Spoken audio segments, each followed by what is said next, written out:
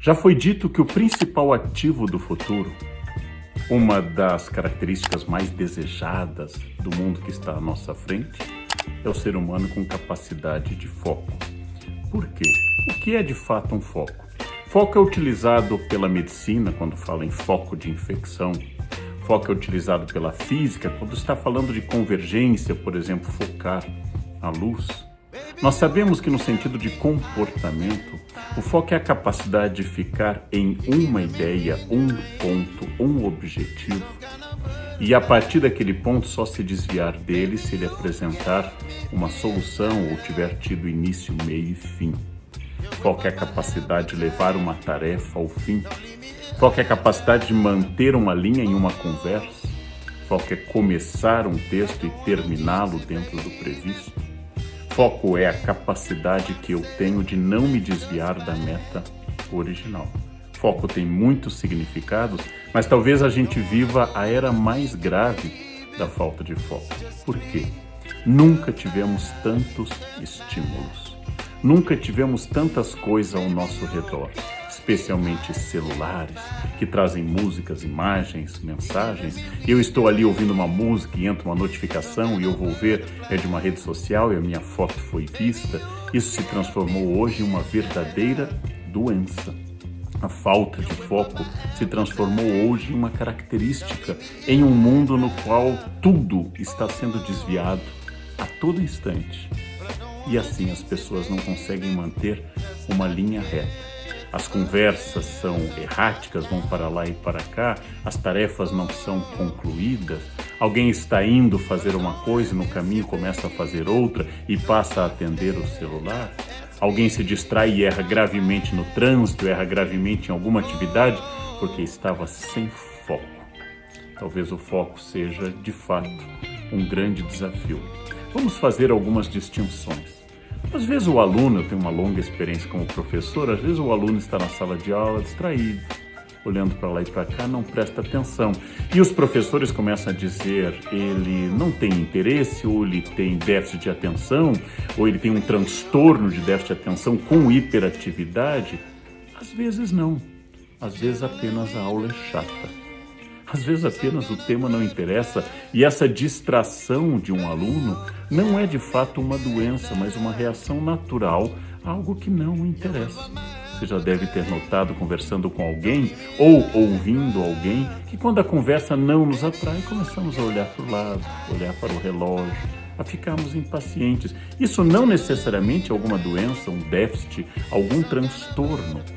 Isso é apenas a realidade de que aquilo não me interessa, aquilo não atrai minha atenção. É doloroso reconhecer, mas por vezes ou somos chatos falando com os outros, ou por vezes os outros são insuportáveis quando falam conosco.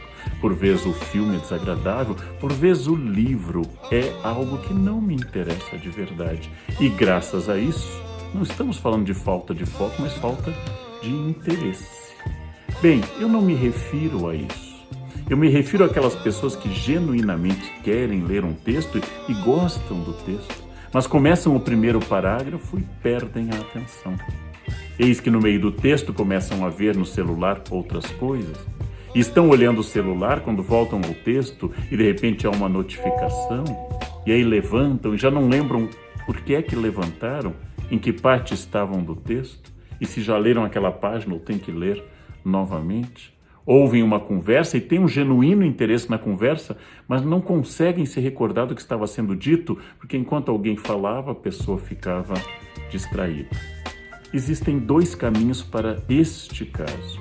O primeiro é que se for uma questão repetitiva, você realmente gostaria de prestar atenção, o tema lhe seduz, mas tudo lhe distrai, seria bom procurar um profissional.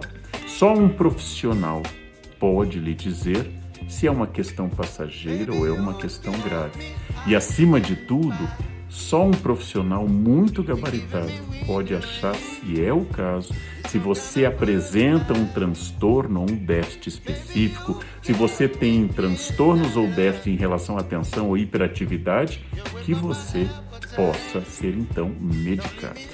Mas isso não pode ser espontaneamente, tem que ser com o auxílio de um profissional. Nesse caso, eu recomendo vivamente, como eu tenho uma doença, eu vou a um médico. Se eu tenho uma questão psíquica estrutural relativa a foco, eu devo procurar também um médico, no caso um psiquiatra, que pode me recomendar tanto a medicação, como pode me recomendar um acompanhamento psíquico com um psicólogo, com um analista, um terapeuta e assim por diante. Agora eu me refiro não às pessoas que não têm interesse no tema, que foi o primeiro caso que eu citei, que não estão distraídas porque o tema é chato, que não estão distraídas porque apresentam um transtorno, que apresentam um déficit. Eu me refiro às pessoas comuns que realmente gostariam de aumentar seu foco, mas sentem que isso não é tão bom, não é tão fácil ou não é tão automático. O primeiro passo, eu tenho que reeducar a minha atenção. Por quê? Porque a minha atenção foi educada para as notificações do celular. O celular produziu, por exemplo, um mecanismo psíquico. E esse mecanismo psíquico faz com que a cada notificação meu cérebro se distraia. Meu cérebro vicia nas notificações. Se eu tenho o desejo de ler um texto, eu vou estabelecer, é uma sugestão ampla, 5 minutos durante os quais o celular estará desligado, 5 minutos durante os quais eu ficarei naquele texto, com régua e lápis na mão, lendo atentamente aquele texto. E eu vou colocar um alarme, eu vou colocar um controle para que depois de 5 minutos, atentamente naquele texto, eu possa dizer o que eu li, como eu li, qual é o meu objeto. E se eu conseguir, é sinal de que eu posso treinar mais 10, talvez. Lavo o rosto, respiro fundo e vou mais 10. 15 minutos de foco sobre uma leitura, creiam-me, hoje em dia, especialmente para quem é jovem, é uma grande conquista. Mas para isso eu tenho que afastar as distrações. Não coloco música, não ligo a televisão, desligo o celular, evito notificações e vou treinar de novo o meu foco. O foco, se não for doença, o foco, se não for falta de interesse das coisas em si, o foco pode ser treinado. E o treinamento tem que ser repetido inúmeras vezes, e eu tenho que criar um novo hábito, o hábito do foco. Imagine um mosteiro medieval, o monge tem poucos livros, e a tarefa dele é ler aquele livro. Os outros livros são pesados e estão distantes.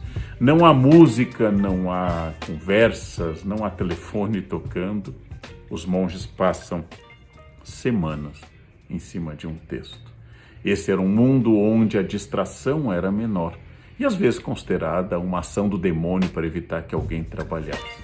No nosso mundo, os demônios são muito da nossa escolha. É impossível focar com as redes sociais dizendo que a sua foto foi curtida. É impossível focar. É impossível estabelecer que uma luz vá para aquilo que você quer, o foco, se você coloca a televisão, está comendo, conversando com alguém, vendo uma janela que se abre para uma paisagem interessante. É impossível focar. Eu preciso focar em algo. E este é um treinamento. Eu diria que é uma reengenharia de vida. Que você ligue uma série e você decida que você vai ver aquele capítulo daquela série, bem concentrado, sem interromper. Terminou aquele capítulo, terminou aquele desliga, respira, pensa no que você viu, vá ao banheiro, olhe as notificações, olhe tudo que aconteceu de fundamental no mundo. Então volte, se quiser, veja outro capítulo. Quando eu vou vendo sistematicamente uma maratona sem pensar em cada capítulo, meu cérebro vai perdendo a direção. O cansaço, o aspecto monótono, a repetição de imagens e de textos tendem a fazer o cérebro desviar. Tudo isso é um esforço, uma reeducação. Foco é uma conquista. Algumas pessoas têm mais facilidade na concentração, outras têm menos. Mesmo naqueles que têm mais ou têm menos, tem oscilação ao longo do dia.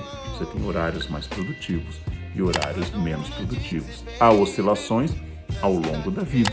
Há momentos mais focados e menos focados. Mas dentro dessa oscilação, você tem que ser capaz de empreender uma tarefa do início ao fim e verificar se você está conseguindo esse exercício repetitivo e constante.